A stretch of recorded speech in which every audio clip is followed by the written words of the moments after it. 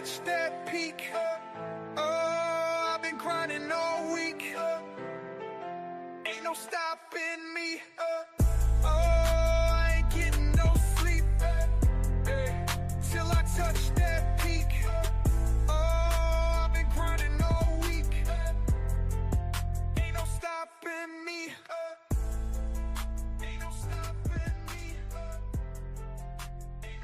I'm hiding all week, so lonely. I'm hiding all week, so lonely.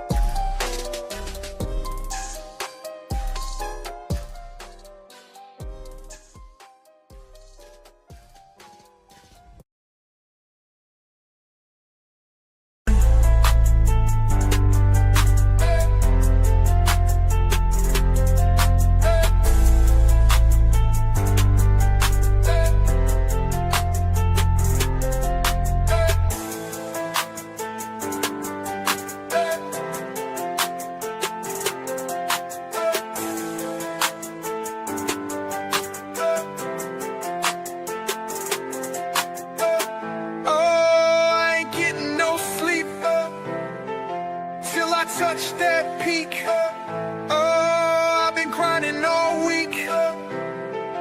Ain't no stopping me. Oh, I ain't getting no sleep. Till I touch that peak. Oh, I've been grinding all week. Ain't no stopping me. Ain't no stopping me. Ain't no stopping me.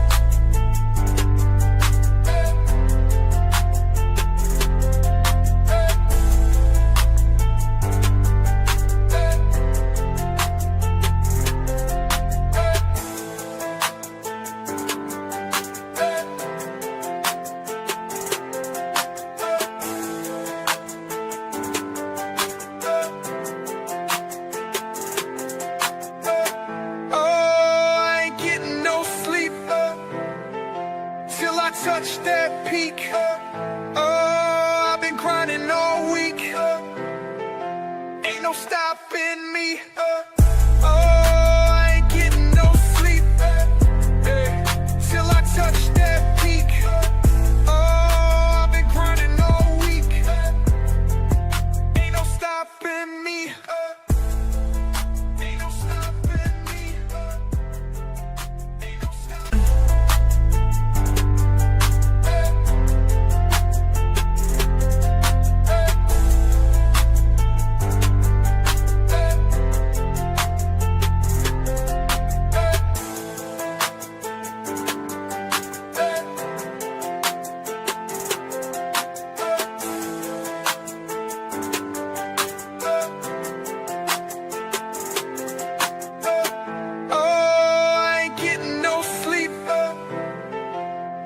Touch that peak. Oh, I've been grinding all week. no stopping me. Oh, I ain't getting no sleep. Till I touch that peak. Oh, I've been grinding all week. Ain't no stopping me. Ain't no stopping me. Ain't no stopping me.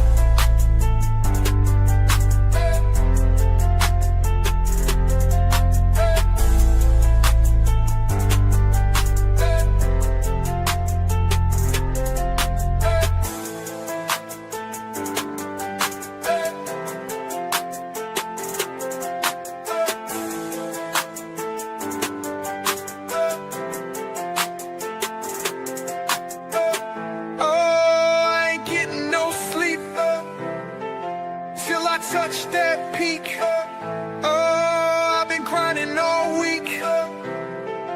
Ain't no stopping me. Oh, I ain't getting no sleep.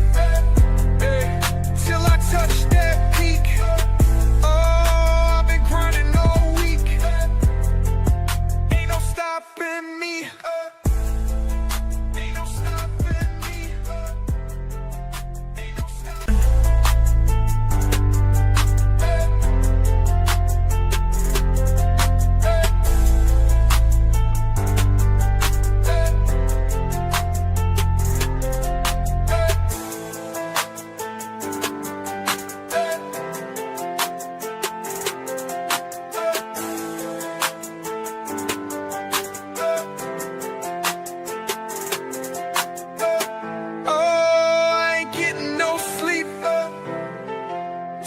Touch that peak. Oh, I've been grinding all week. Ain't no stopping me. Oh, I ain't getting no sleep. Till I touch that peak. Oh, I've been grinding all week.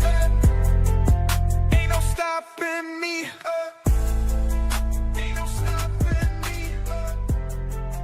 Ain't no stopping. Take a look here. Favorite photo ID to vote. 85% of white people favorite, 82% of Latino, 76% of Black Americans favorite. So the bottom line is this: voter ID is not controversial in this country. A photo ID to vote is not controversial in this country. Nope. It is not controversial by party, and it is not controversial by race. The vast majority of Americans agree with Nicki Minaj that, in fact, you should have a photo ID to be able to. Nicki Minaj, of all people, leading the charge for voter ID. Wow, who would have thought that? My goodness. I mean, I guess we've seen weirder, but I mean, we're in weird times, don't you think?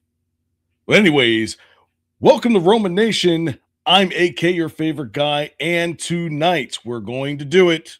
We're going to talk about it. Can Donald Trump get a third term? Is this possible? Is it legal? We're going to try to answer this question tonight and show you guys how did we get here in the first place. So sit back and relax as Roman Nation starts now. I'm hiding all you, so lonely. I'm hiding all you, so lonely.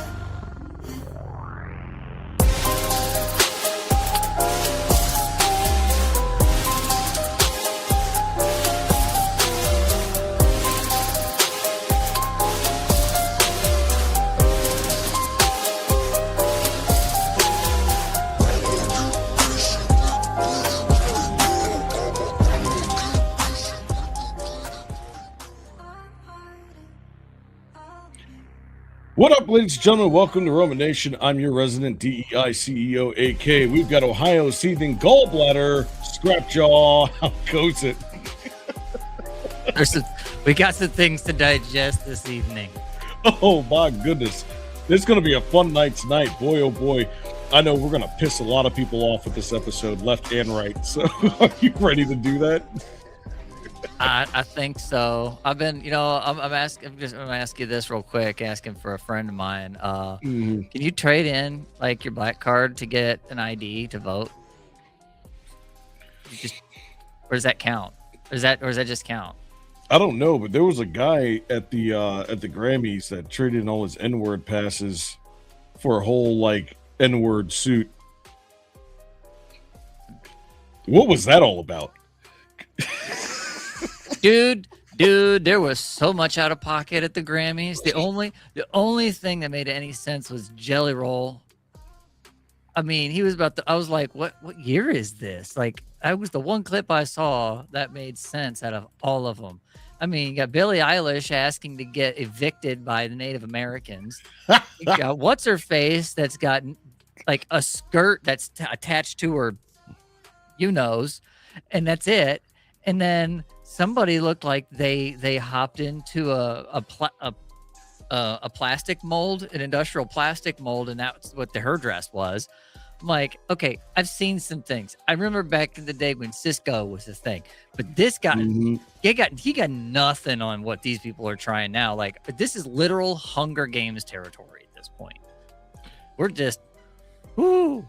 It's just, I guess it's just kind of like the like one up each other to see who's going to rule over the ashes. But anyways, well, you remember what's her name? When Michael Jackson's sister got all in trouble with dude at the Super Bowl, had a wardrobe malfunction. Malfunction. These days, it's not a bug; it's a feature. It's a feature. I'm just saying. I guess just how it is these days. It's not a bug; it's a feature. It is. I'll tell you what's not a bug. Going to riseofmiddleamerica.com. Check out our lineup of podcasts. From history to news, pop culture, true crime. We have a show for all your needs. We also got a Discord where all the magic happens for Rise of Middle America. You want to be a podcast host, producer, researcher, or writer for us, the only place where you can be a part of the fastest growing podcast community on the net. At the top of the page, a link to our socials. At the bottom is our merch site where you can get all the latest in merch for Roma. So please like, comment, subscribe, hit that notification button so you don't miss a moment of the action. Oh, you were waving at me. Why are you waving at me? Waving at the folks. Oh, you're waving at everybody? In the chat. Hardy Har and Vashnik. Hi, Mom. Mom's in there, too. Mom. She's there. There she is. That's my mother. There we go. Everybody say hi to my mom. Say hi now. Or else. That's funny. All right. I think it's time. Let's rant.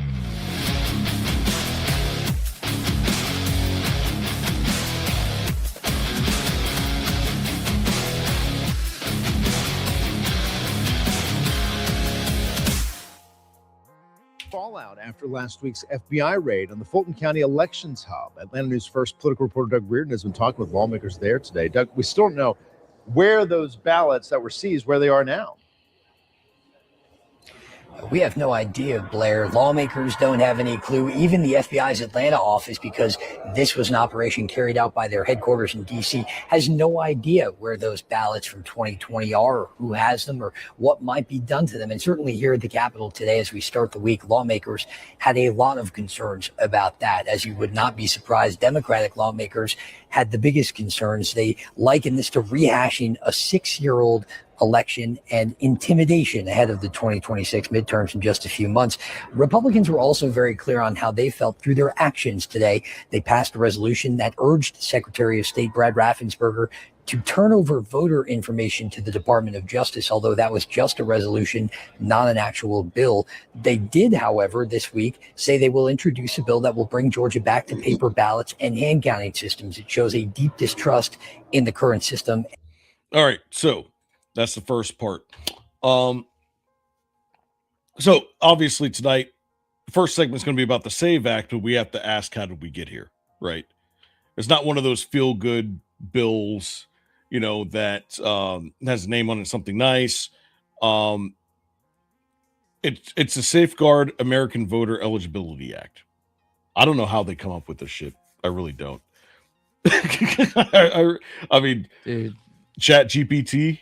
Anyone? They have to by now. I mean, there's some pretty creative writers out there, but yeah, with the alphabet soup that is the federal government, you gotta have something that can just rattle off an alliteration for you as you need them, or an abbreviation or something. My favorites are the recursive ones. There was The recursive ones are you find in the tech world where the first letter actually represents the entire acronym. They had to explain that in court once for the GNU licenses. That was fun with the judge. Like, so the G in GNU stands for GNU? Yes. And we're not talking about the GNU force either. There you go. There's your nerd reference. Continue. Right. So why exactly is he going there to? I mean, everybody's asking this question because we don't have any answers right now. We don't have any answers from the White House. We don't have any answers from the FBI. We don't have any answers from our legislation. You know, it's been in the news the entire week, and not a single thing has come out yet as to why they're actually doing this. Now, some can speculate that, you know, they have something in the woodworks coming in. I mean, it is a election year, at least for the midterms, and a lot of things can get ugly. I mean, if you look at what's going on with gerrymandering all across the country, something's up. Something's up, and I feel like we're about to hit a nuclear bomb of information here soon. What do you think? It's a very tight game of chess, I think, is what this is right now.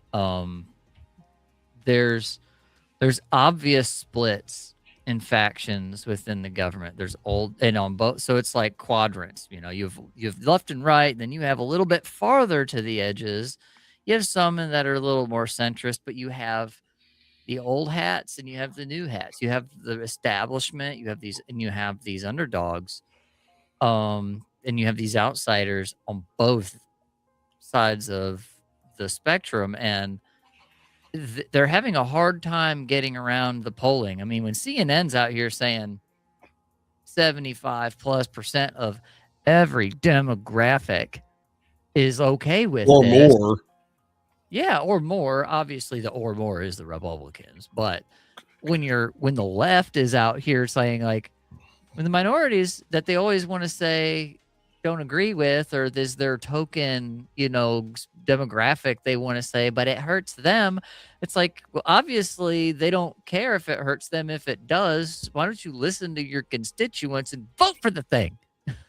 Exactly. Yeah. Because I mean, it passed in 2025, 220 to 208, which means some people had to come across the aisle in order to vote for this. I can almost guarantee you it's the people that are in the battleground states, because that's clearly that's the one thing that'll cost you an election, you know, at 75%. Never mind if it were like a 50-50 issue, they wouldn't be talking about this right now. There wouldn't be that many people going across. I mean, we all understand how politics works, you know. But there's another angle that people miss. You know, even groups agree that only citizens should vote. The question becomes, are we building a massive new compliance system, you know, to solve a problem that's small and hard to prove at scale? You know, because if you think about the Bipartisan Policy Center put it bluntly, they said the goal matters, but they argue that there's more efficient ways to verify citizenship without pushing the burden onto voters. But there's a problem with that. The problem with that is the fact that every single state gets to decide. So you're going to have 50 different versions of this. Yeah. Some are going to be more lenient.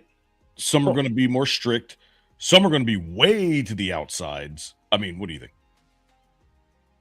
Yeah, well, we have, and this kind of edges on constitutional corner a little bit, but we're going to stick to the 10th Amendment side of this.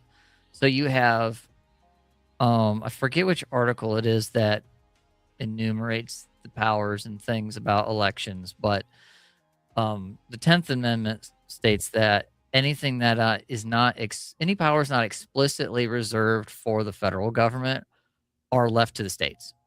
Mm-hmm.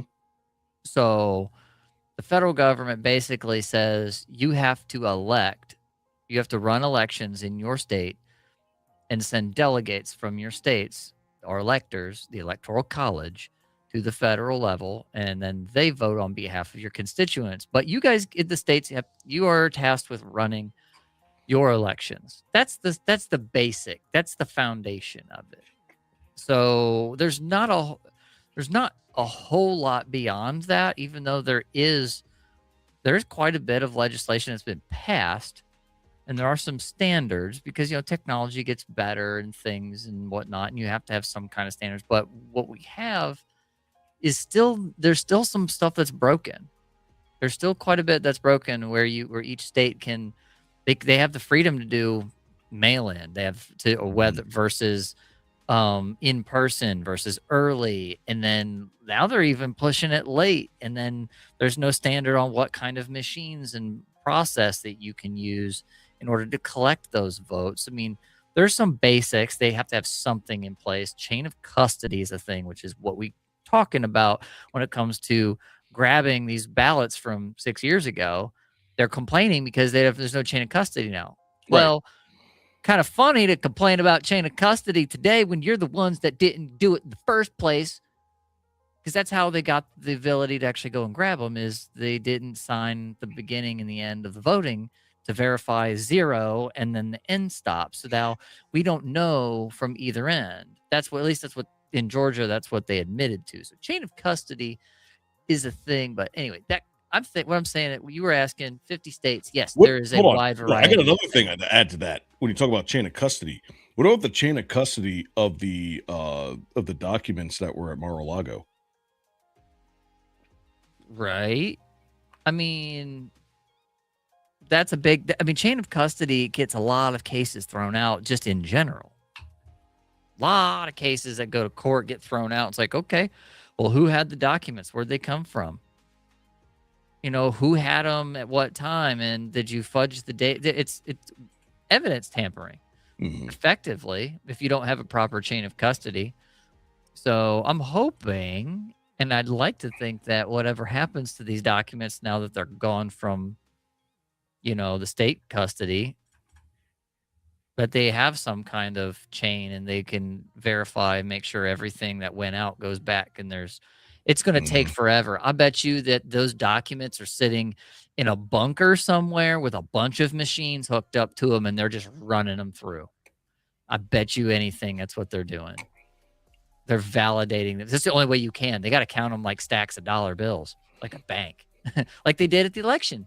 Imagine that.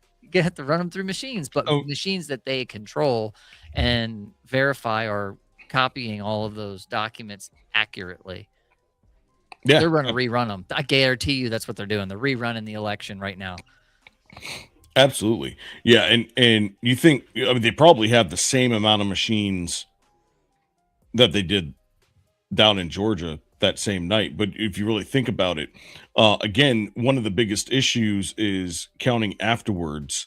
And then also how many times, you're going to start hearing some stuff coming soon about the whole like F curve and what happened during the F curve and how that happened across 5 random states that just happened to be, what are they called? The swing states. I know that sounds funny now. I know you're kind of like looking at me like, oh, here we go again with all this other stuff. Trying to trigger me. But here's the thing. If Trump was never president again, this would have never come up. It would never come up. No, but I also mentioned last week that if they would have just left Trump alone and let him go into the sunset, he probably would have went into the sunset, but they didn't.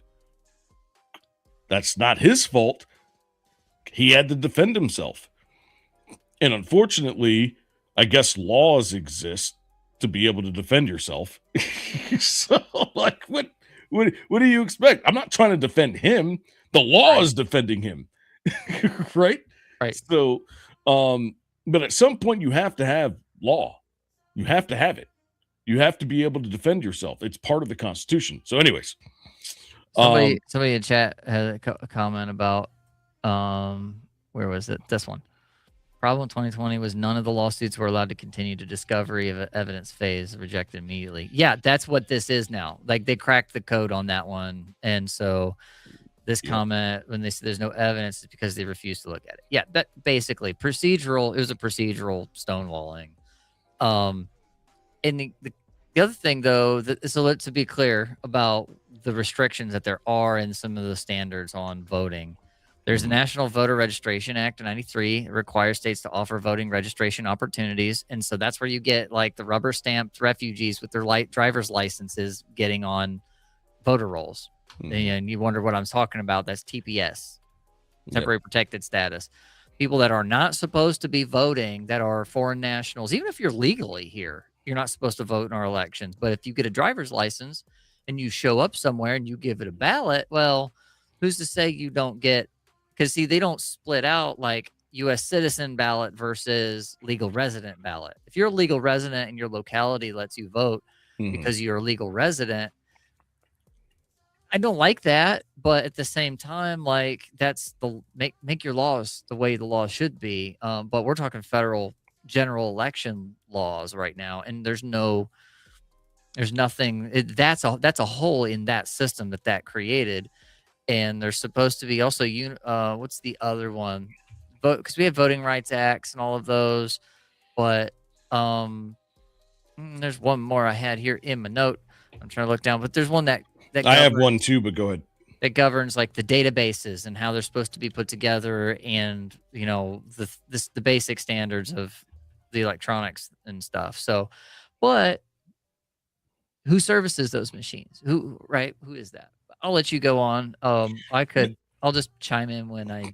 No, you're good. You're good. No, what I was saying is, why isn't there a system in place in which the state elections can be state elections and the federal elections can be federal? They can be held in the same place, but you just split the copies.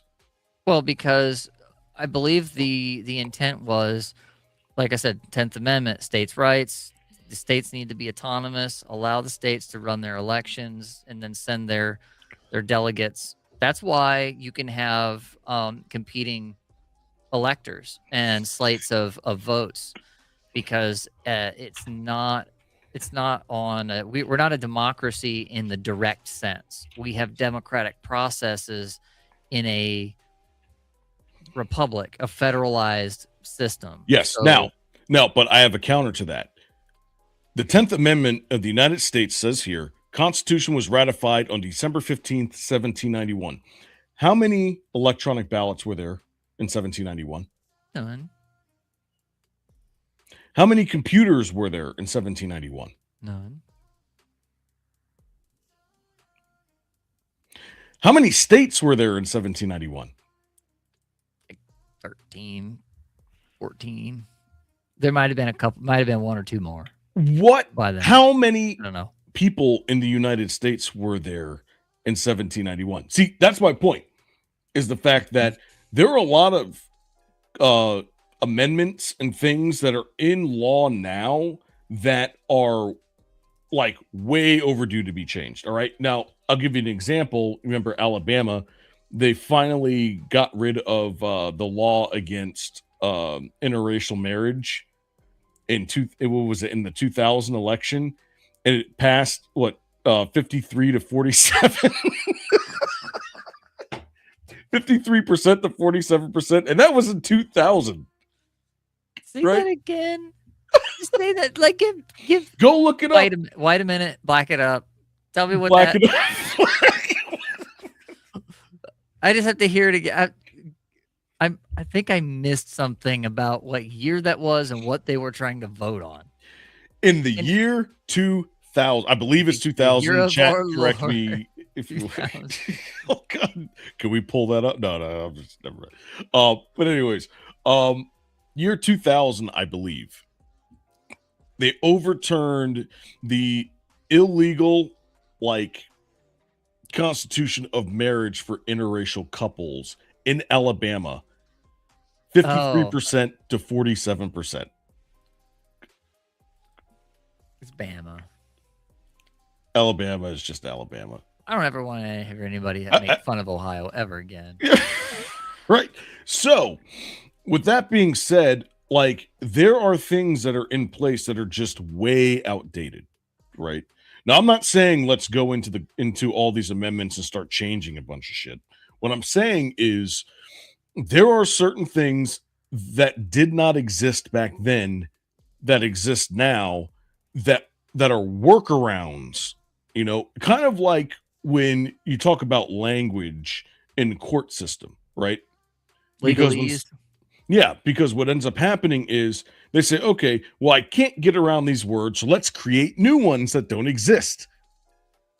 And then we'll use the new words, knowing that those new words are no longer, or that they aren't in this like ecosystem, and then Yeah. use that against it. Oh yeah, when they like in law, when they write law, they have to have a definition section, Mm-hmm. and it gets ambiguous at times. And ambiguous law is bad for your health. I'm just saying, we had to do away with some of that in Ohio when we did our constitutional carry law. We got rid of the ambiguous language around knives. Mm-hmm. They're covered. We have the open legal definition of arms in our state now. Yeah, that's what it is. Arms. Is what it is. It is what it is. Oh, that, but Exactly. yeah, to that point, yes, legalese and openly ambiguous terminology. Yes, that's what legalists like to get around and used for their own gain. Exactly. So why exactly is 85% of the country for the SAVE Act? Don't ask me. Ask James O'Keefe. James, Oh, I remember this. I've seen this. Philadelphia on 5th Street. Right here is the Philadelphia City Commissioner's office the day before Election Day. And across the street is an NGO called Saiba. That's Saiba. And they are telling people to vote. They are telling people that all you need is what's called a TIN number. That's ITIN number. And you can vote if you're not a citizen of the United States. So we sent an undercover reporter to this NGO right across from the place where people are early voting, and she got confirmation that yes, in fact, she can vote with nothing but an ITIN number.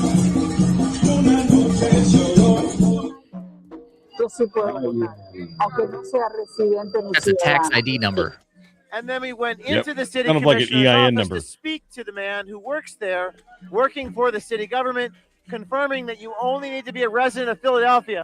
But when I say resident, that means of the entire United States. But you're just worried about Philadelphia. oh, you don't care about anything else. You just want them to have a resident of Philadelphia. After that, you confirm that you register. Whether you have a social security number or not, you can vote. Obviously, it's extremely loud here. Music is very loud. So we're going to go ahead and walk across the street and talk to these people. Hello. Mira, están jodiendo estos mamados. Are you Julio? Aquí están jodiendo. Are you Juliesa? Are you Juliesa? I understood that.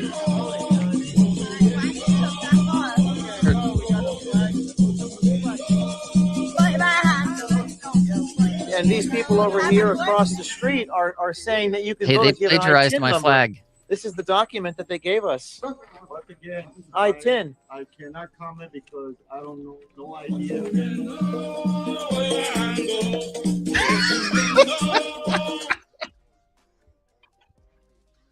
I mean, okay, so obviously, if you didn't know who James O'Keefe is, you've been living under a rock. But he's been uncovering a bunch. I'm surprised he's still walking around right now, because he's uncovered a bunch of stuff with the CIA, with the FBI, with like a lot of these undercover things where he has his cameras and stuff.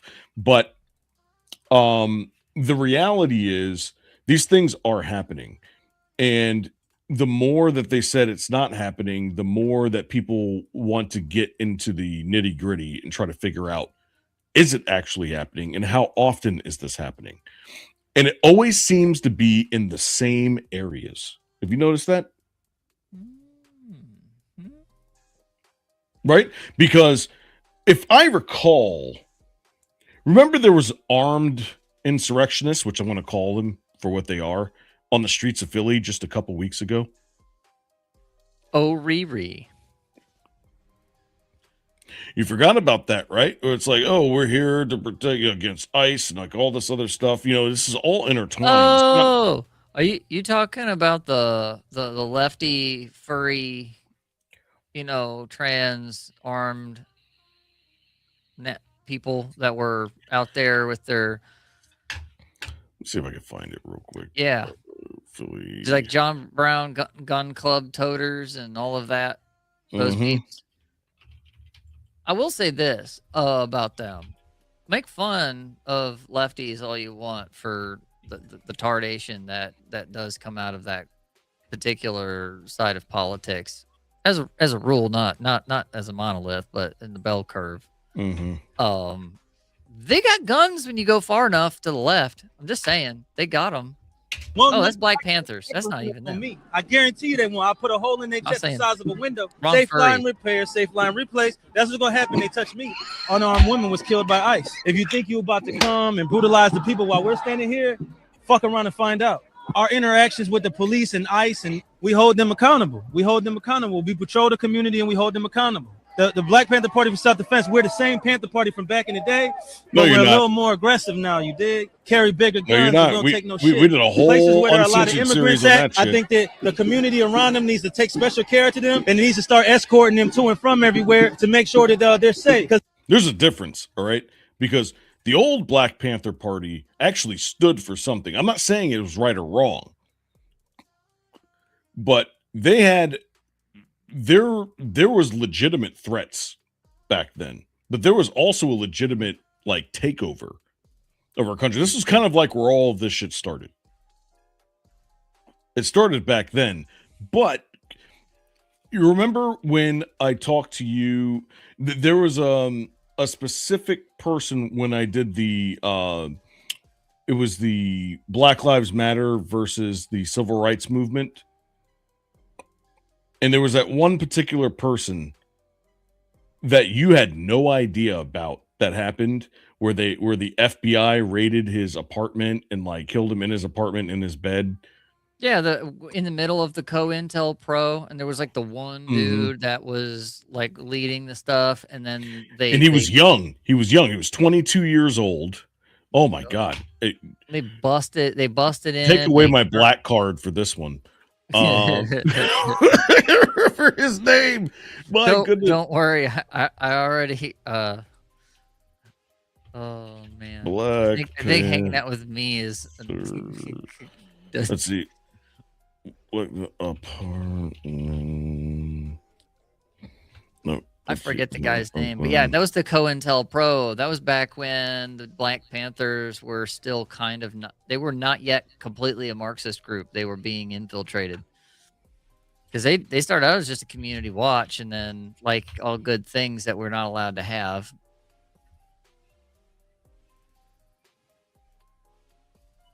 Hardy, I'm sorry, I had a fight in the middle of the Black Panther Party.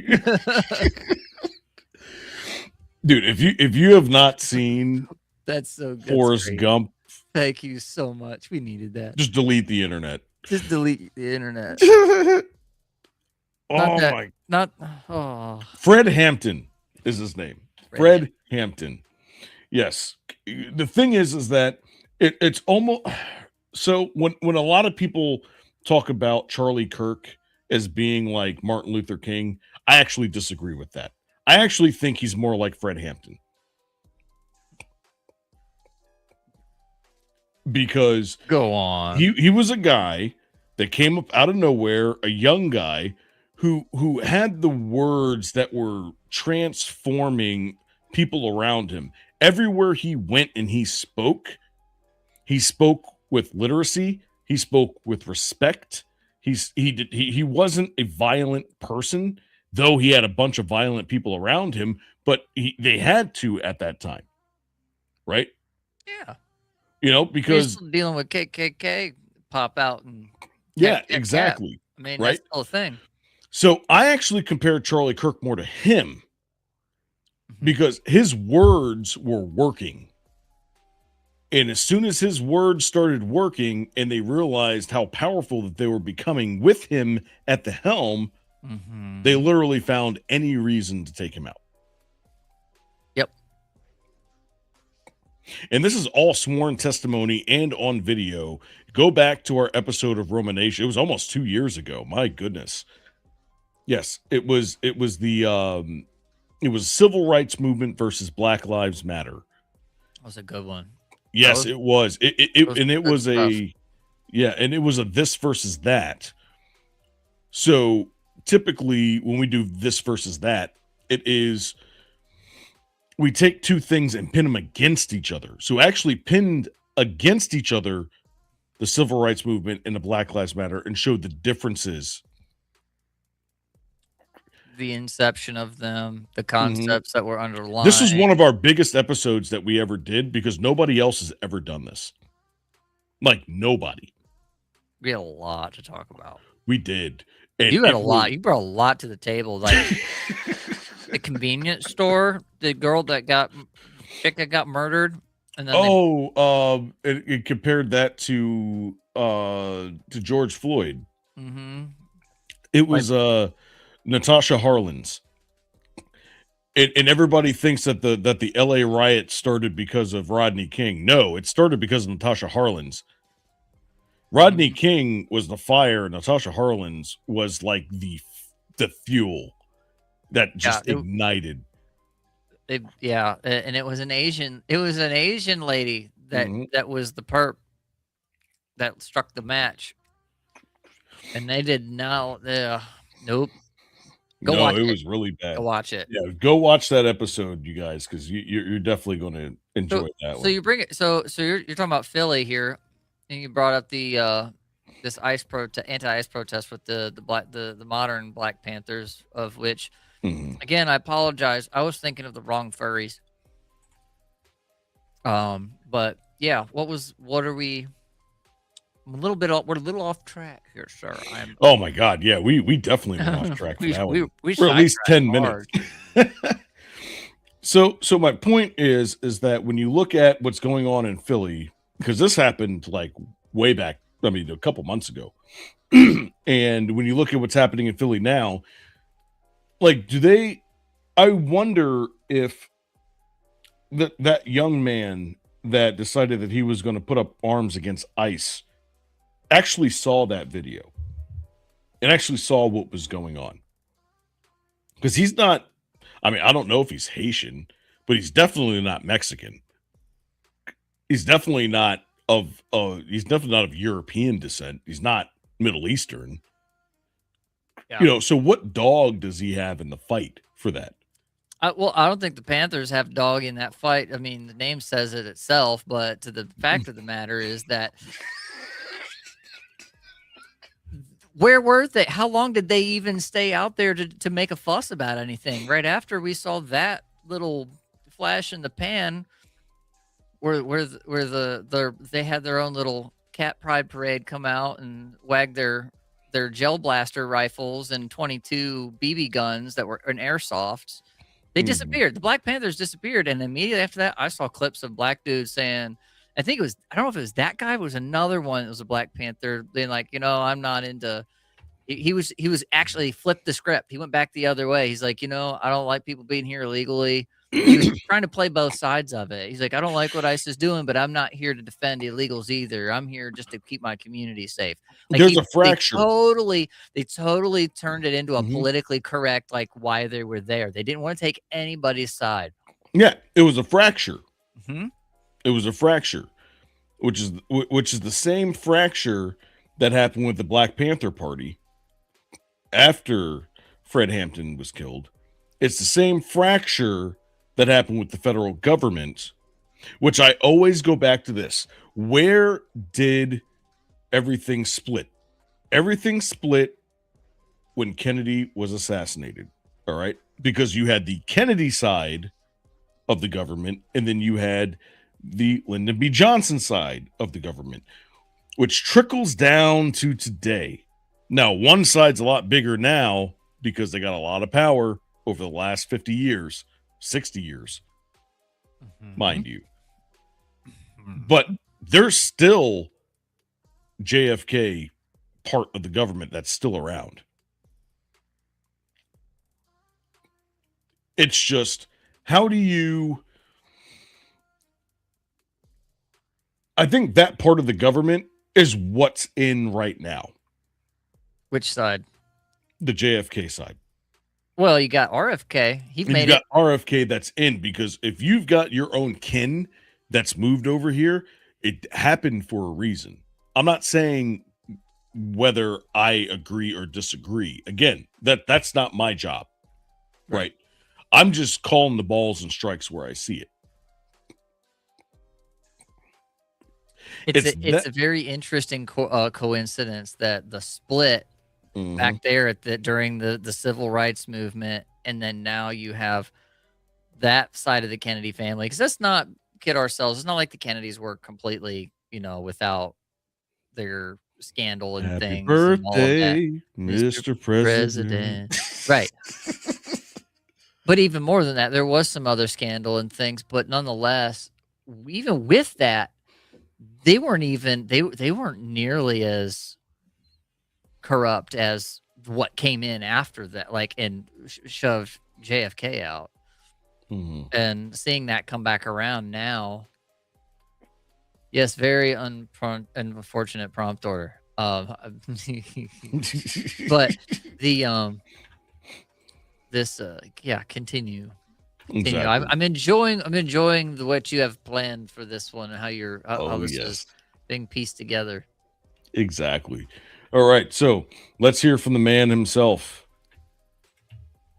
Mr. Drumpf.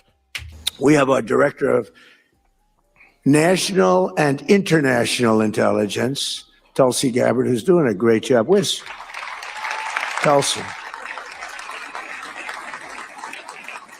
She took a lot of heat 2 days ago because she went in at Pam's insistence. She went in and she looked at votes that want to be checked out from Georgia.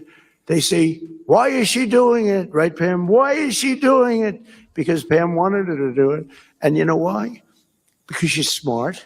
And they said, well, this has to do, her position has to do, it's really not so, but her position has to do with international.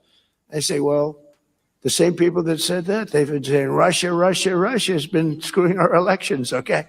So let's assume Russia had something to do with it. They say, no, Russia didn't have. So now they're saying Russia had nothing to do with it. Because if I say Russia, that it's perfectly fine. But you could add China and about 5 other countries to it. Hardy, hands off. She's everybody's. No, I'm just kidding. No, but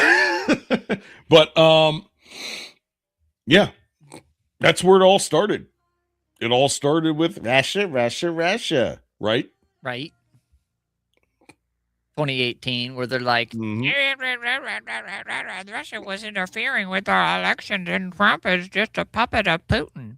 It's not like we did a whole 3-part series on that. Listen, I'm not trying to toot my own horn here or Scrap's horn, because I know how to put things together, but Scrap's got the brain. We've been talking about this stuff for years. I need to start putting clips together of like what like our previous things we've said. Yes. And they're like, here's what we think this might be, and then come back around to it. Exactly. Or it'll be our cold open, right? Our cold open will be an episode that we aired 2 years ago, say exactly what's going on now. Yeah. Because we've been doing this the entire time. Well, see, and we're fair about it too. We weren't sitting here going, "Oh, Trump lost this election; it was completely rigged and stolen." And we didn't know back then. We weren't over here. We started out bagging on QAnon and all of the trust the plan stuff. But that's where we started. We started out leveling the playing field and saying, "Look, nobody's off limits." We didn't come out going, pointing fingers at the wokies on the left. We came out pointing fingers at the QAnons. That's what we started. That's how we started. We started against them. And here we are. Here we are. All right. So that was Trump. Now, obviously, there's going to be some opposition, which is, anybody that is not in Trump's camp. So let's go with it. Tulsi Gabbard also placed a cell phone call to Donald Trump with the FBI agents involved in the raid in Fulton County, Georgia. to have some kind of, I guess, discussion with the coach about how they ran the play. Everything about this is highly suspicious. First of all, the search We're getting warrant there, that they Isaac. were executing in Fulton County, Georgia, came out of a U.S. attorney's office and a magistrate judge in Missouri. And the local FBI office in Georgia was not involved. Now, I was a U.S. attorney, and sometimes your case in your district requires you to get evidence from another district. And what you do then is you have the local U.S. attorney get a warrant in the local area. So that would make sense, Georgia and Georgia. And then you would have the FBI agent be the affiant on the affidavit, and that would be from your home state, because you don't want to have to walk another FBI agent through the whole case. So you're in your state, the investigation is in your state, the FBI agent in your state provides the affidavit, and then in the state where you're going to get the warrant, an AUSA from that state gets the warrant. Is he wrong? It sounds pretty procedural to me. No, it does. So that's kind of, so my first question would be like, I don't think Trump really answered the question. And this goes back to my original point. You know, it's kind of like these riddles that he's coming out with. It's not time for riddles anymore. It's time for truth. I think it's getting closer and closer. One thing I'll give the Anons a little bit of room for is this. Trump does, and his staff members do repost a lot of Q type of dog. I won't say dog whistle. That's a lefty term. Only dogs hear dog whistles. But there is something there. Because we all know something's fishy. We just don't know what yet. And there will come a point where the cards will have to get put on the table. The chips are going to have to fall where they are. There's no time to pick up. There's no calling safety anymore at the blackjack table, right? They can't do, like, there's no more of that. You're going to have to just own it. You're going to have to fold, or they're going to have to fold. Either going to have to show their hand or fold. One of the two. And we're getting really close to one of those moments, I think, especially now that he's got the ballots. You know, all the ranting and raving and stop the counts and it's being rigged and they're messing with things. And it's like, okay. And in the moment it was emotional and heated and the courts were upside down. And now he's starting to drip. We've been getting a slow drip since Trump has come back into office of progress towards figuring out what happened. And like I said in some of our previous shows and episodes was, I think all of this ICE stuff and immigration and all of that is just a tool for him to get the evidence to prove what happened in 2020. Right. Now, to close off this segment, I've got something to say to both sides. All right. If you're sitting there on the right and you honestly think that, you know, the election was stolen and this is going to be a segue, by the way.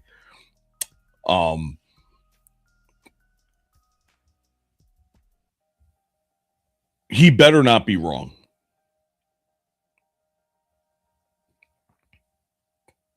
He better not be wrong. True. Because if he is wrong, he is done. Oh, there is nothing left. We're all done. Everybody is done.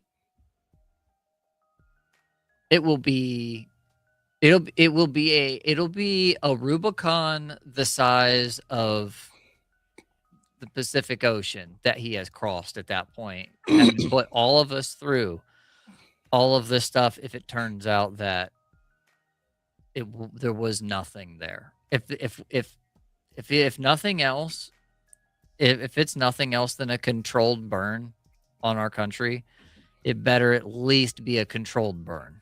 Because if it's, or Because if it's not, and if we're up here like, just quit dragging it out. Quit dragging it out. But the other side of it is, if it's proven, does that mean we get to look at the 22nd Amendment again? Oh, man. But before we get there, a word from our sponsor. What's going on, folks? AK with Roman Nation here.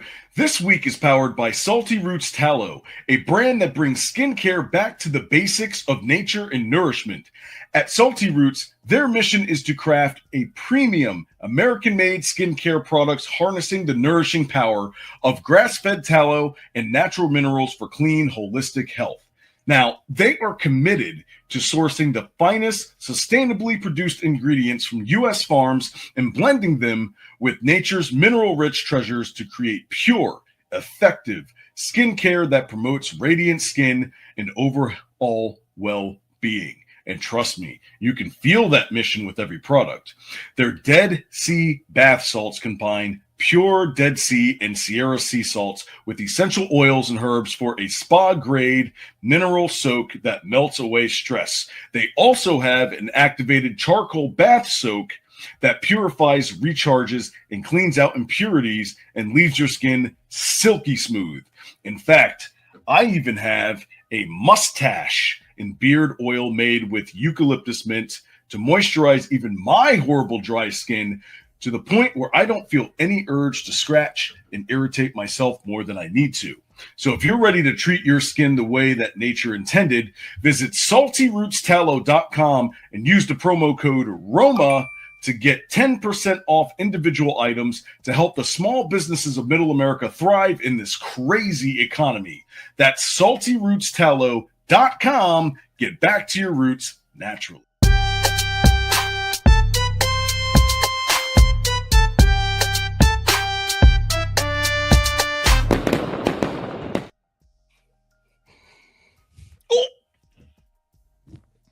Oh, come on, bro. You didn't tell me about this beforehand. Come on, dude. I was totally ready. This is totally not an extended sponsor spot. I just like to show off the fact that I got one of these, and it comes in handy sometimes. Oh, my goodness. That's right. Today is the 22nd Amendment on Constitutional Corner, which the 22nd Amendment is part of the Constitution that sets presidential term limits. All right, so it says here, the core line is simple. No person shall be elected to the office of the president more than twice. It also adds a second rule for someone who inherits the job, like a vice president who becomes president midterm, saying if you served more than 2 years of someone else's term, you can only be elected one more time. Now, why is it there? Right? Because America watched Franklin D. Roosevelt win 4 elections, and after that era, especially after he died early in his 4th term, very important, Congress and the states decided we're not going to do that for a president's life by popularity and by, straight inertia, war, things like that, right? So the amendment was passed by Congress in 1947 and ratified in 1951, basically turning a long-standing norm into a hard rule. So let's go ahead to Congress. 22nd Amendment, no person shall be elected to the office of president more than twice, and no person who has held the office of president or acted as president for more than 2 years of a term to which some of other person was elected president shall be elected to office of president more than once. But this article shall not apply to any person holding the office of president while this article was proposed by Congress, and shall not prevent any person who may be holding office of president acting president during the term in which the article becomes operative from holding office from president or acting as president during the remainder of such term. Section 2. Article shall not be inoperative unless it shall have been ratified as an amendment to the Constitution by the legislatures of 3/4 of several states within 7 years from the state of its submission to the states by Congress. What does that mean? 3/4 of the several states. Several is what, 7 or more?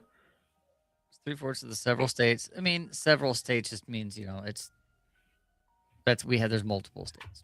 I mean, it's kind of a generic term. I guess several back then, there was only 48. So guess we'll see from then. But yeah, so like, here's the key question everybody's asking. Like, when was the last time that the 22nd Amendment was challenged in any court? The honest question is the Supreme Court's never really had like a major modern case that's really strikes at the 22nd Amendment, right? Because Right. to let someone run for like a third elected term, what are the references to term limits as constitutional qualification? The issue in other contexts or whatnot, like term limits versus Thornton, right? Actually, let me pull this up real quick. So this is the November 3rd, 1992. Arkansas voters adopted an Amendment 73 to their state constitution. The term limitation amendment, in addition to limiting terms of elected officials with the Arkansas state government, also provided that any person who served 3 or more terms as a member of the United States House of Representatives from Arkansas would be ineligible for re-election as U.S. representative from Arkansas. Similarly, the amendment provided that any person who served 2 or more terms as a member of the United States from Arkansas would be ineligible for re-election as a U.S. senator from Arkansas. Now, a couple of things wrong with this. First thing is the supremacy clause. That alone kills that. Right, because there's no state that can tell the federal government what to do. I think some of that came into play when they changed up. Like, we used to have, I think Ohio was one of the last states that had term limits for senators, and we were affected in some of those. I mean, we changed it around. Like, we were also one of the last states that fought to appoint our own senators as well, from the state level, not being elected. But that's a rabbit trail. No, I bring up this exact case because this says November 3rd, 1992. Okay. Who was governor of Arkansas before November 3rd, 1992? I think that's Bill Clinton, wasn't it? No, why is that relevant? He became president later. So it kind of shows you, like, the things that they were testing even back then. Because that didn't just show up on the House floor November 3rd, 1992. Right. They knew he was on his way out. So this was brewing on the docket well before then. Yeah, Isaac here gives a good point. Roosevelt was elected 4 times. That's why the 22nd Amendment was ratified, because they were like, yeah, even the progressives had to say enough. They had enough of FDR. Right?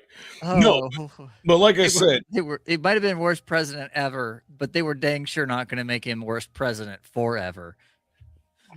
Exactly. So let's kind of untangle this, right? So you've got 2 consecutive terms and 2 non-consecutive terms, right? But it doesn't state that, because a lot of people talk about the 22nd Amendment as if it's like back to back, but it says you can only do 2, or almost as if like you can do 2 in a row, right? But that's not what the text says. It says elected no more than twice, period. Doesn't say anything else. It says no person shall be elected to the office no more than twice. So the logic there is elected to office. And the other word is shall. It doesn't say better. It's not may. It's may. No, it shall be no person shall be elected to office no more than twice. But you can assume that position, like you were saying before, from inheriting it, like LBJ did. So there's that, and technically, and I think, isn't there a clause also that says you can't be like vice president after being correct. president, so that way you can't assume a third term from being president or from being vice president. Oh, I got a clip for that at the very end of the show. It's going to explain all of this stuff. Yeah.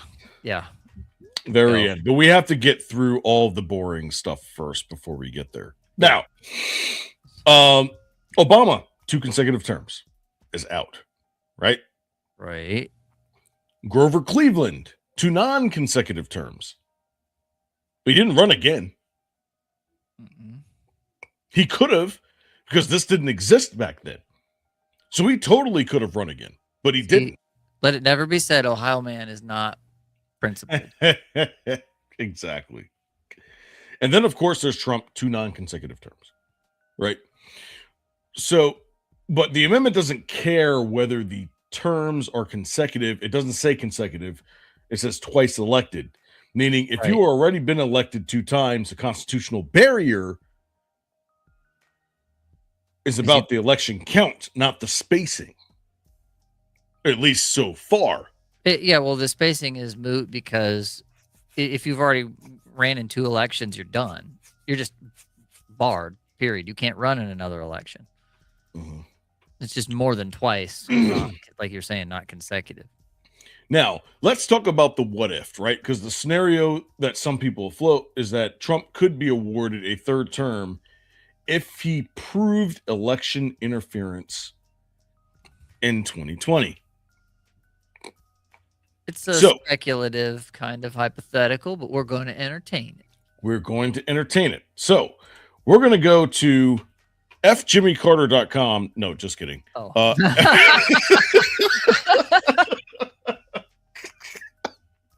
Federal Judicial Center. I wasn't ready. And this goes over. We need a good squeeze for that one. Yeah, we did. Thank you very much. All right, so voting irregularities. All right, so unsuccessful effort to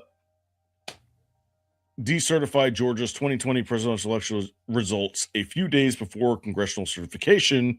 Trump versus Kemp. It says about an hour before New Year's Day, 6 days before Congress was certified President Biden's Electoral College victory in the 2020 presidential election. The defeat incumbent filed a complaint in the Northern District of Georgia seeking to have Georgia's presidential election results decertified. The district judge denied the plaintiff immediate relief at January 5th, 2021. I wonder why they did January 5th. Video conference hearing. Let's see. And then no standing compelled to the vice president exercise discreet. I actually, I don't think that. I think that first one was that was the important part, right? Was that January 5th, they shut it down.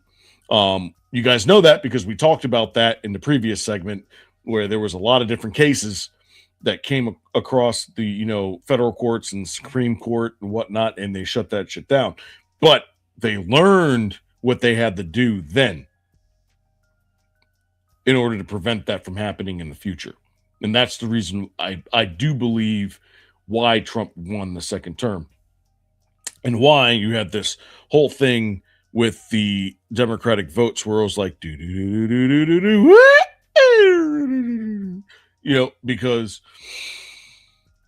not only did the court shut everything down, but you also had COVID. You also had like a bunch of things that were happening that were unprecedented at the time. And quite frankly, my belief was that it was a procedural win. It was a procedural electoral win because the states knew that they had the power to sway this election and with little blowback because of the times and what was happening at the time. Right. And there's not a lot of, there haven't been in recent history cases that were at this kind of a level. And I think a lot of these judges were either, I like to give the benefit of the doubt where I can. Mm-hmm. Some of our friends in the Discord say we don't hate these people enough, but I will give them a little bit of a benefit in hindsight because it being unprecedented at the level it was, I just wonder how many of these judges really knew how many other cases were happening at the same time. These are busy guys. They've got dockets they got to get to. Yep. You know, and so how many of them just looked at it and was like, it's like it's like a few thousand votes here, and you're trying to push me. Why are you trying to push me so hard? Like, can you imagine being a judge who's generally kind of like, I don't know, all these judges. I'm sure there's a lot of them that. I'm not blaming the judges. I'm going to say that right now. I mean, I'm not blaming the judges. No, not blaming the judges at all. Hold on. I'm not blaming the judges, but I'm also not blaming the judges. Because I can't say all of them fit into this bucket. Okay. But just as a general rule, if you get a bunch of lawyers all of a sudden banging down your courtroom and filing papers and going, hey, we need to stop these elections and get injunctions, and it's like, whoa, what's going on here? Like, we'll get there in a second, Jimmy. So so a lot of these were probably judges going, look, I don't want to mess with this and do something stupid and actually mess up an election, because you know, they're not ones to be manipulated, regardless of their political affiliation, their personal beliefs. Judges do not like to be manipulated. They don't like you to come into their courtroom and demand of them. They do not like that. And a lot of these court cases were poorly filed, and the judges threw them out just out of spite because they put piss poor paperwork in front of them. I saw some of it, and I saw some of the things that were just the typos that were so bad. The formatting was off, and like lawyers were like, dude, this was bad. They weren't even like lefty lawyers. They were just like, stop it. Stop filing bad paperwork for these judges and get it right. So we lost on, but in those key battlegrounds, they did fight us hard. And they did fight with like the whole standing thing. And there were lawsuits from one state to another about, hey, you guys violated your own constitutional procedures over your stuff. I think it was Texas versus Pennsylvania. I think it was. Yep. There was a lot of stuff that happened we'd never seen before. My head was spinning the whole time. Like, what in the world? So absolutely. So Jimmy Johnson, not to be confused with Jimmy Johnson, the Cowboys Super Bowl winning coach. Sorry, Cowboys fans, but you still haven't won since then. He says, can you expand on what you mean about awarded a second term? No, awarded a third term is what we're talking about here, right? Because there hasn't been any precedent that has been set about awarding somebody a third term. Now, we're not talking about running for president a third time and then all of a sudden, like, everybody votes for that person. Like, I'll give you an example, all right? Outside of all of this, let's say President Trump's time runs out, and then the next election in 2028, nobody likes anybody that's up there, not even Vance, right? What if a majority of Americans write in President Trump? What does that mean? And then nobody can claim enough electoral votes in order to be awarded to win the election, and then it goes to the House. The House. And they have to vote on who they could appoint anybody they want at that point. It doesn't say in the Constitution, I believe, that if it gets to that point, that they can't award. Let me double check that. President Trump a third term. Yeah. Check that out real quick, because I want to make sure that we get this correct. But that's another step where it's like, if nobody gets the electoral votes, we know it goes to the House, and then they get to vote. They get to choose. Yep. And there's no restrictions, that I believe. And I think every state gets one vote. It's not every person gets a vote in the House. It's every state has to vote on who gets what vote. It doesn't say that unless it was a previous president. It doesn't say that in the Constitution. Right? So this is why a lot of this stuff is starting to come up. All right. You also have to think about this when a third party candidate is so powerful that he's able to split the vote under 270. That hasn't happened before, but I can almost promise you sometime in my lifetime that might happen. So we have to figure these things out now. There was something else that he said. He said, we know for sure though that like Democrats are not going to come out for, or Republicans are not going to come out, and Democrats will just try to sweep them up, practically speaking. But in a hypothetical, no, you're absolutely right, Jimmy. There's a chance that Obama could become president again. Thank you for clarifying. In those very small percentage circumstances, it hasn't been ruled on. So if Trump became Speaker of the House, because there's nothing that says he can't be, if they appointed him Speaker of the House, and then whoever was president, whoever wins the election and the vice president, just all of a sudden say, we're done, we're going to hand it back to Trump now. It technically could happen. Technically could happen. Not saying it will. Technically could. And this is why we're saying that. So let's go back to the pathway, right? Let's go back to realistic pathway. Okay. So step one, he can't be elected the third time because of the 22nd Amendment, but maybe he could be elected as vice president, like you said, and then become. But I think it was, you said there was, yeah, he'd have to be Speaker because he couldn't. He couldn't run as vice president, so he has to become Speaker. All right. And that's where the argument drops into two different camps. I know this is getting crazy, but if you're going to make an argument and say, no, he can't do it, you have to know the facts. Because nobody else that I've seen is going in depth like we are right now. I know somebody who's going in depth, but he doesn't like to talk about it in detail. He just likes to mention it a lot.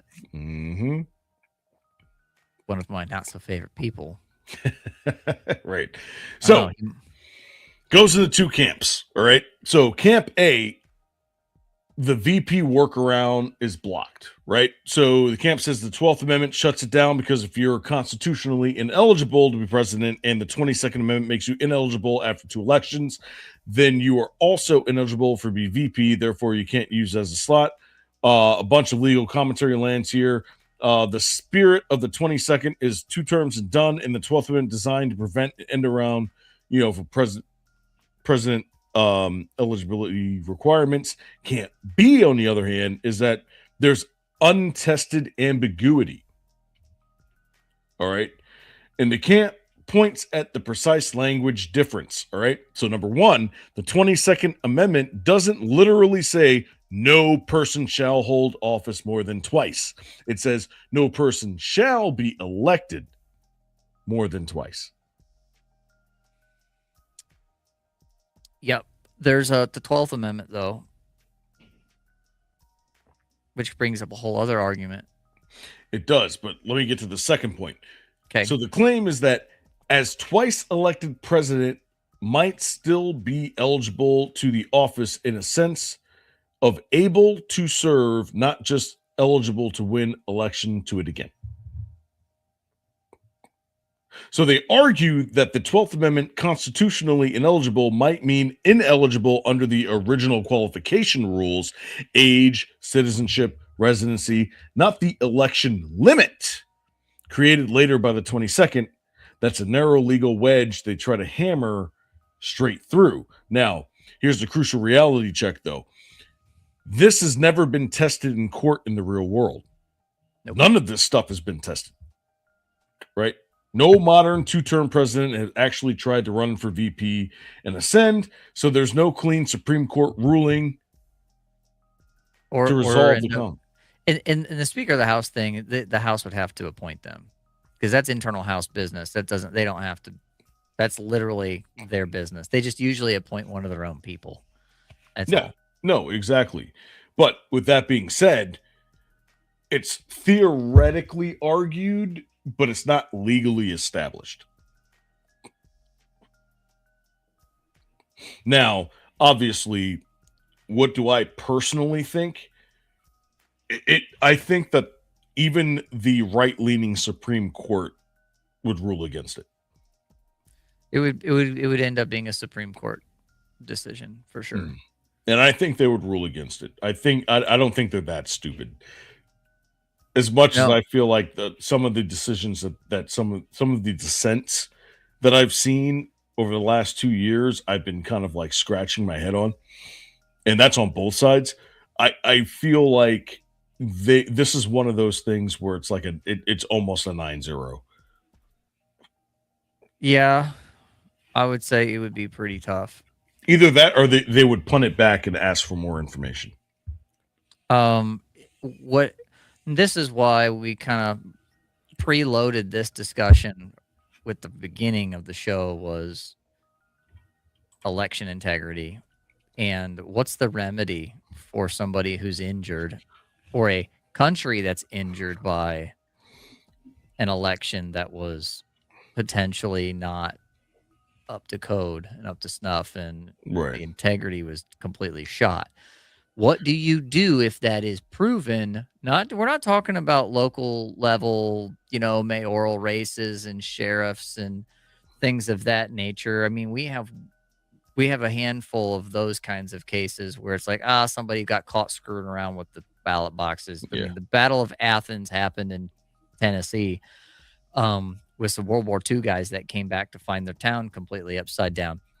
Jimmy, that's something that's not this episode, but join our Discord and like ask away. We're in there all the time, and we'll give you our honest opinion. Yeah, absolutely. I'd have to look know what? That's probably something that we should dive into sometime in the next upcoming months. But that's not what's on the docket right now. Yeah. But absolutely, thank you for asking, and we have no problem with having an in-depth conversation about it. No, yeah, you're absolutely right, and we also, so to kind of close everything out, here's where things kind of get colder, right? So even if someone could prove significant wrongdoing, because this is what it's all about, the 2020 election being stolen. Right, because there's been some precedents, not that many. I think there's maybe 3 where a court had to step in, not necessarily the Supreme Court, but a court had to step in and right a wrong that happened in an election. But it's never happened in a presidential election.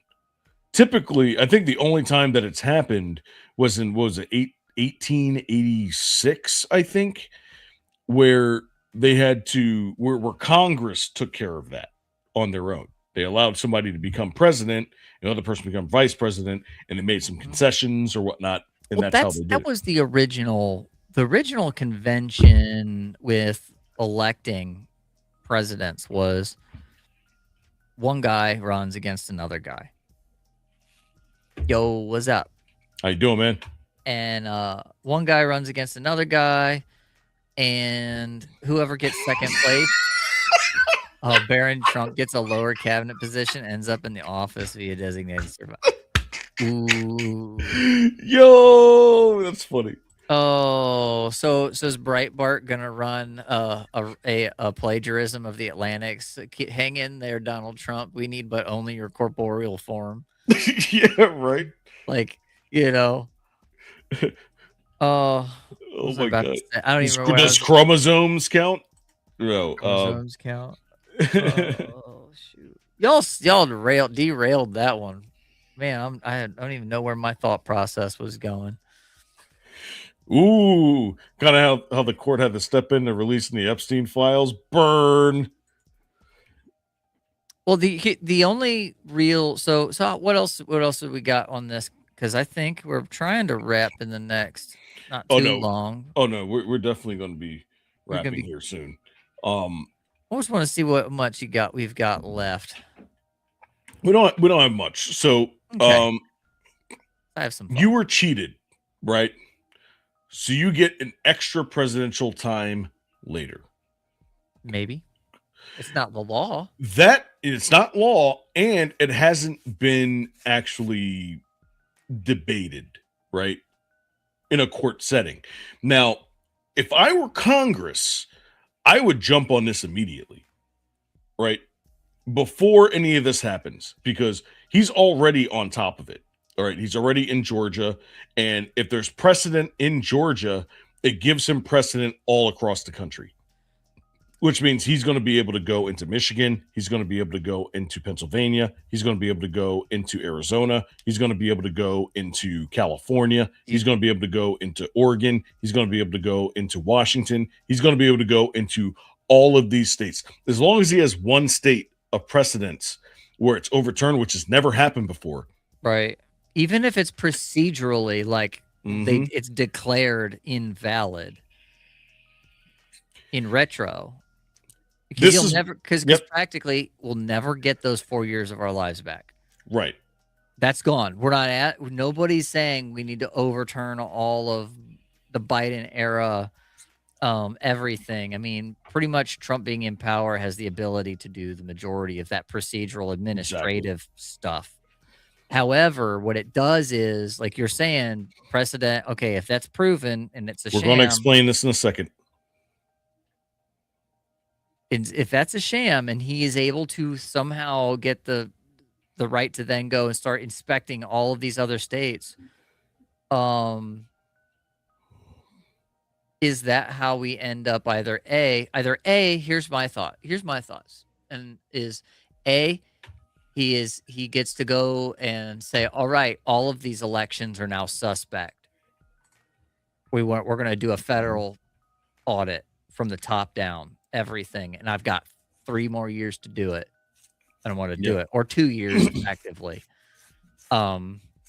or and maybe it's an and or Congress goes and makes and files some kind of an act that says either A, in this one case, because of the injury to not only to the president but to the people, we're going to allow Trump to at the very least run for a 3rd term because of his injury, in his case being proven that that election went the way it wasn't supposed to due to a nefarious interaction. Because if it's if it's just domestic, that might be about the majority of it.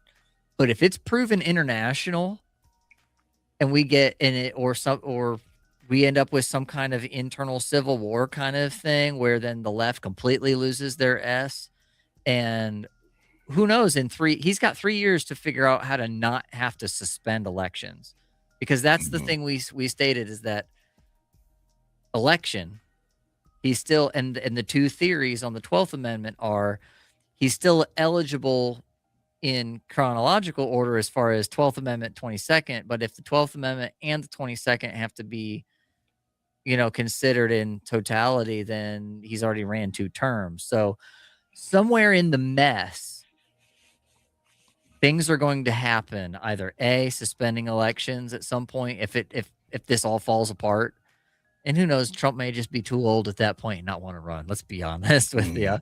He may not, but there may be some legal precedent. There may be an act, a constitutional amendment might happen.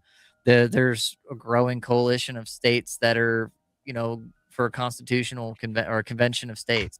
There's all these other processes that are have been growing over time. And it's a matter of which subject is going to be the thing that pops the bubble on whether or not a president gets another term, what happens to our elections moving forward. Do we get to keep our Constitution? The 25th Amendment is just if a president's incompetent or incapable, not in his right ability. That's all that is. Unless there's something else to that I'm not aware of, but right. Yeah, and again, going back to legal precedent, right? If he's able to legally prove that Georgia, and maybe that's what this is, maybe because you got to remember, Trump didn't order the FBI to go down there. A judge declared, they looked at evidence and said, "Holy crap, something is going on there. Clearly this is illegal." Wrote the warrant. Yeah. and wrote the warrant in order for the FBI to go down there. Or they signed the what was what they were asking for. Yeah, and signed off on it. Right? So clearly there's something that they have that warrants discovery. Yeah.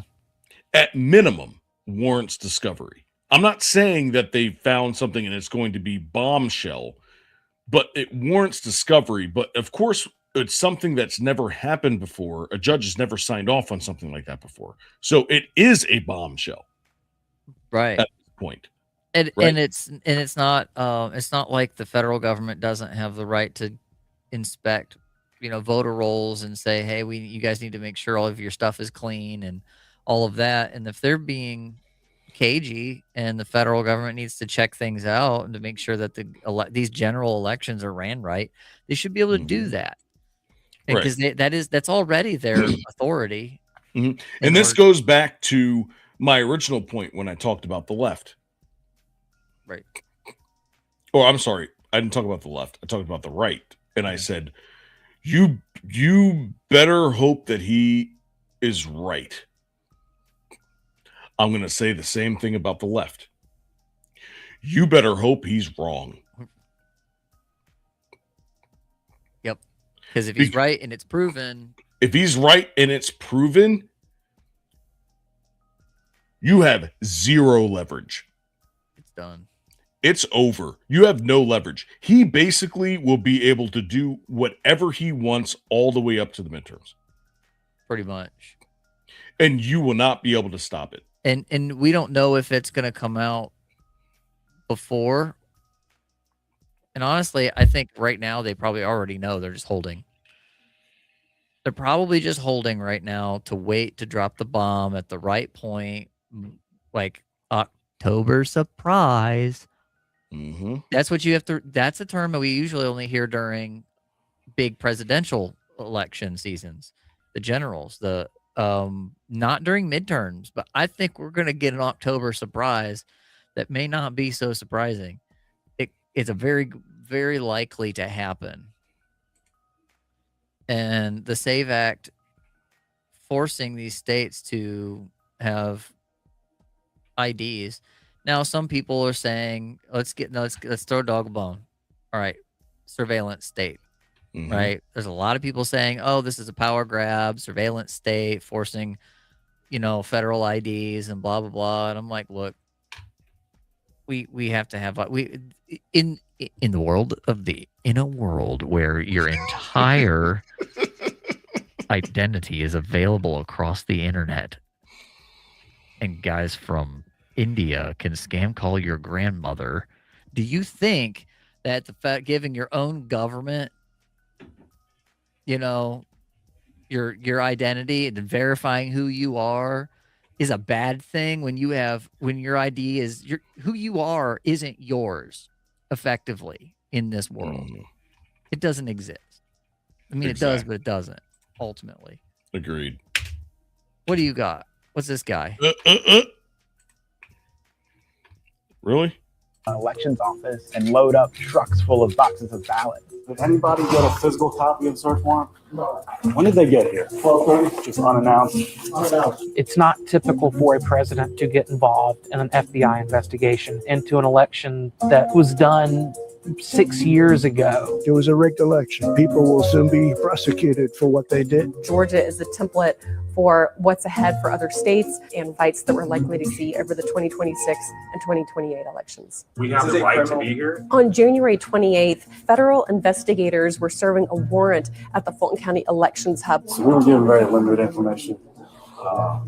So we have a search warrant. The warrant was to go in and obtain Fulton County's records of the election from 2020. We immediately began requesting records from the Fulton County Police Department, including this body camera footage that was released to the AJC. What stands out in the body camera footage is the sheer confusion at first about whether they had the proper warrant to seize all that stuff. How did all this unfold? So basically, they just showed up. Their warrant is wrong. There were several things they were looking for, but one of the main things was the nearly 700 boxes of paper ballots. I just want to find 11,780 votes Why the focus on paper ballots? So he's got the more original votes source than of that. truth. They think that if they look at them, they'll be able to uncover fraud. I need 11,000 votes. Give me a break. There were no votes to find.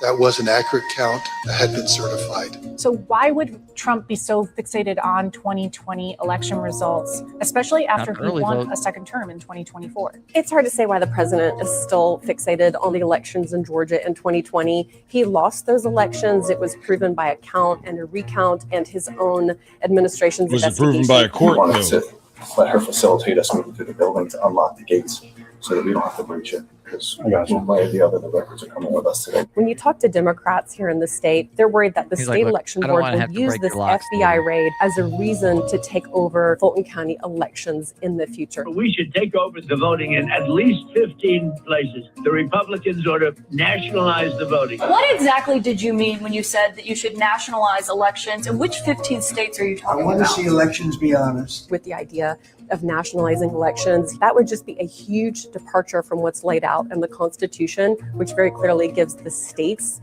the authority to run their own elections. Take a look at Detroit. Take a look at Atlanta. Look at some of the places that horrible corruption on election. What happens in Georgia will have major national implications because Georgia is probably just the first of many states where the president is interested in going in and relitigating the 2020 elections. The federal government should get involved. We should win the elections coming.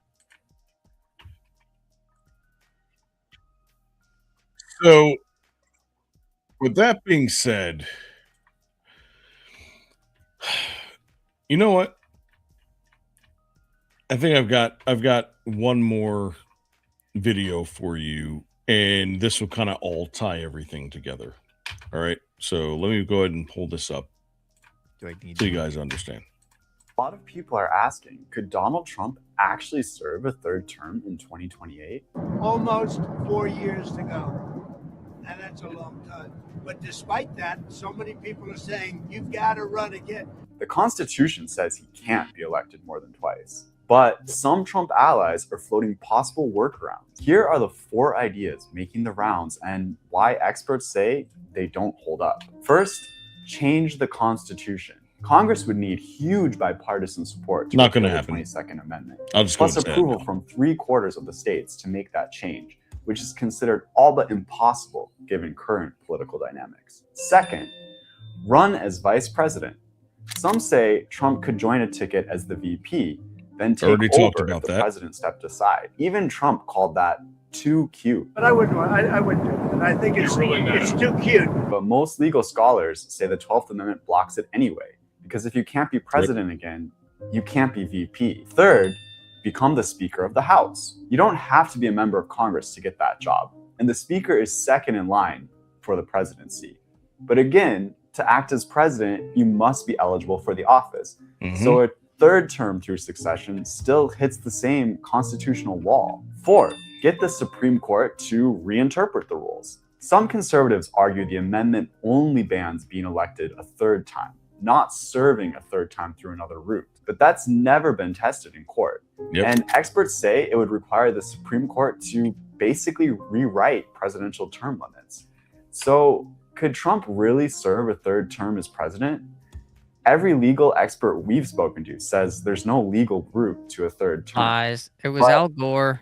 Prize the system Al before. Gore. If he wants a third term, Lies. voters say You he'll stole try it. to You find a stole that way. from me. What do you think? Should presidents be limited to 2 terms? Or should a president be allowed to keep running as long as voters want them back?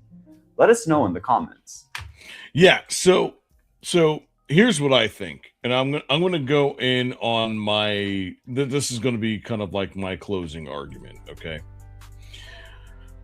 I don't think he's doing this to run a third term, but what I think he's doing is he's setting a precedent to have federal officials at every single polling place across America to have the ability to screen, to get information, to do whatever they need to do to make sure that the people that are voting are allowed to vote in our elections.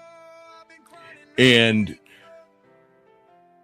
I'm not saying that he's going to send the National Guard in, but to be able to have different officials that are there checking people in line to make sure that they are U.S. citizens. There is nothing against that right now. Now, do I think that that's going to go over well with the American people? Absolutely not. That's going to be seen as a form of intimidation.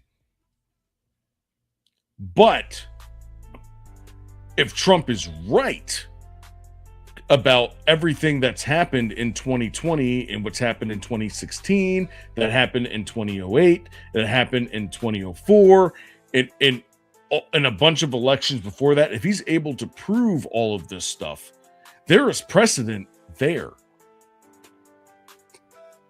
Because you cannot subvert the will of the people. You are not allowed to do that. We are the ones in charge ultimately. And it's up to the President of the United States as a sovereign nation to protect the borders of this country, to protect it from all invaders, foreign or domestic. Now, if you have something against that, then I have a little something called the U.S. Constitution I need to give you. So there's a lot of things that the perspectives that people have, but at the end of the day, we have a right to vote for who we want, for the people, by the people of this country. It does not say by any other country. Though you can argue that that's not in the Constitution too. But you can make a world argument in which if I were to try to do the same thing in another country, why don't you go and do that and see how that works out for you? Because you wouldn't get very far. So if you can go to 195 countries, 194, and say the exact same thing, then why is it different here? And if you can't answer that question, you should not be voting. End rant.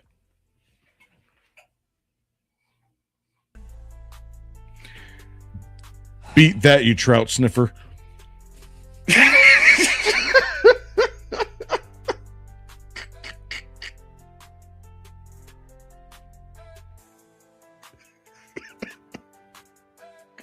What does this show become? What have we become? It's over. What's going on?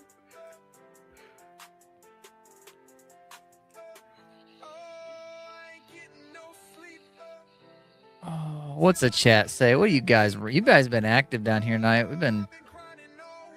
Yeah, Jimmy says, where do I sign up to be a voter screener? Dude, do it. Do it. I don't care what side you're on. Do it. If there's people on the right that are cheating, go find them. We don't want cheaters on our side either. If there's voters on the left, go find them. But just make sure that you're consistent. That's the only thing that I ask. All right. We can't trust these federal officers getting me there safely. JFK said the morning he stepped off the plane in Dallas. Go back and look at our JFK Uncensored episode. Go look at that and then come back and talk. All right. Isaac says, the art of the deal, present an absurd condition of negotiation from a stronger position. Nice. Who's we? Says Jimmy. It's all right. We're indoctrinating tonight. No, I'm just kidding. Who do we got here? Vashu says, we can trust the federal officers to get me there. Oh, yeah, we already did that. Isaac says, we the people wear extra stakes in the whole game. That's correct. Like Bill Gates on an island. Because we are not the same as the other 194 countries. In some ways, yes. In some ways, no. As far as the world is concerned, we are exactly the same as every other country. The only difference is that we have authority, and we can't abuse that authority. trouser stink. Okay. Now the chat's starting to get crazy. Isaac says, "Don't be manipulated." Yeah. All right. Well, I have something before we go out with a bang. Go ahead. Speaking of things and demographics of people with various visibility, we'll get a little post-show meme review. Oh no. Do I need to exit out? Oh, here we go. Name something that doesn't exist on the internet. Girl.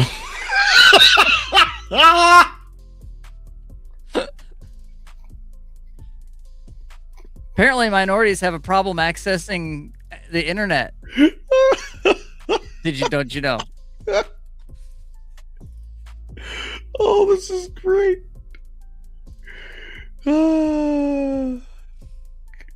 You should pull up the one that we went through. What was it the other day? Oh, where we replied back and forth at each other over Oh it. my god, it was great. Oh man, what did Where you is it? have to find where you replied? Oh jeez. The replies. I'll find it. I would. There was another good one there. I'll see it in a second. Oh man, I think we were talking about Oh man, I gotta. Oh, this one was funny. Talk Might about be concealed cool. carry. But are you appendix carry AK-47 cool? you ought to meet that guy. Oh man. Yeah, that was a thing today. Oh yeah. If you guys think that was racist, you guys are stupid. Yeah, good either. I don't know where it is, bro. It was way before all this. I spent some time on the internet today, and you know, Let me there's see. all kinds of stuff on here. Oh yeah, here it is. Here it is. Oh I found my it. god, this was great.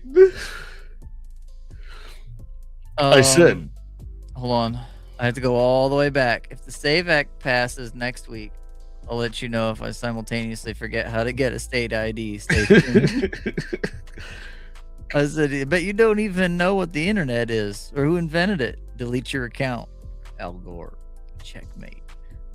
so if you want to know where the Al Gore joke came from, that's where it came from. That's why I said how convenient. And I tagged I find retards. We were just trolling each other back and forth all day.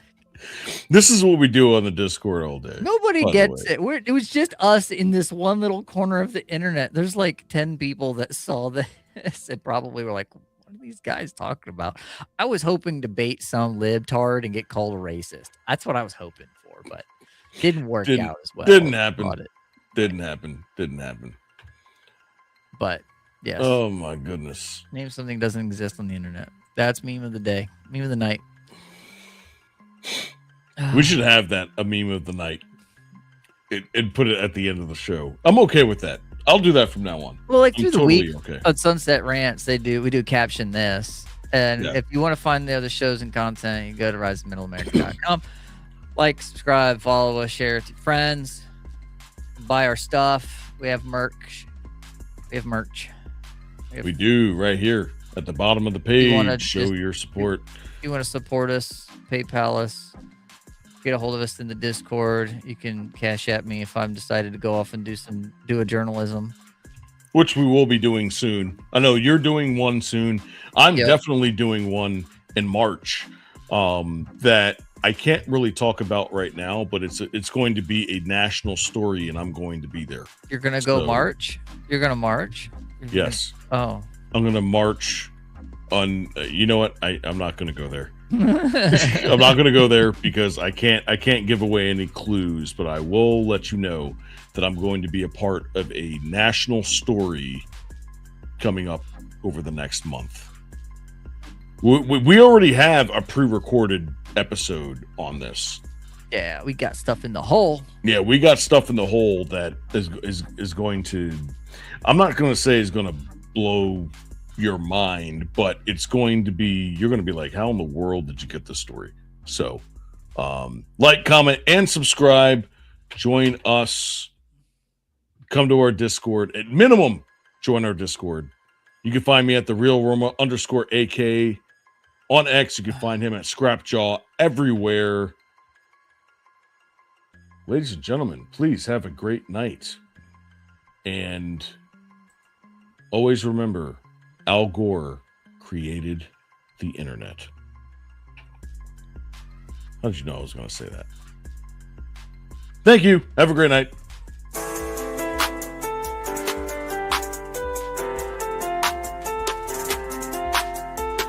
Hustle in my veins, no rest, no dream, trying to make a way. Whole team gotta eat.